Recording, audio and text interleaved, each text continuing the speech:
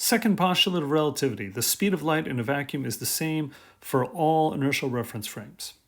Now, technically, this is not a postulate. It actually comes straight from the first postulate. The first postulate tells us that the laws of physics are the same for all inertial reference frames. Well, using the laws of physics, you can derive the speed of light. It turns out to be 1 over square root of epsilon naught mu naught.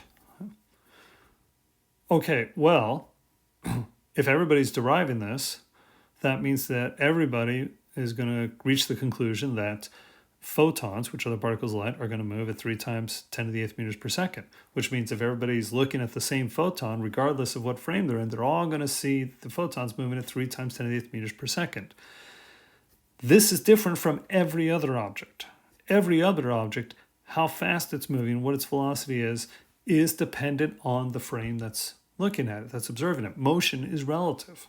So everything else will have a different velocity in the different frames, but not light. Light will have, through a vacuum at least, will have the same speed in all frames.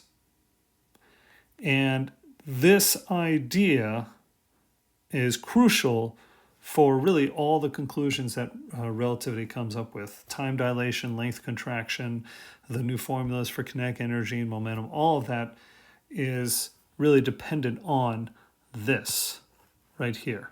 And as I said, it comes straight from the first postulate, but it's so important that it needs to be stated, and that's why we make a point of it here.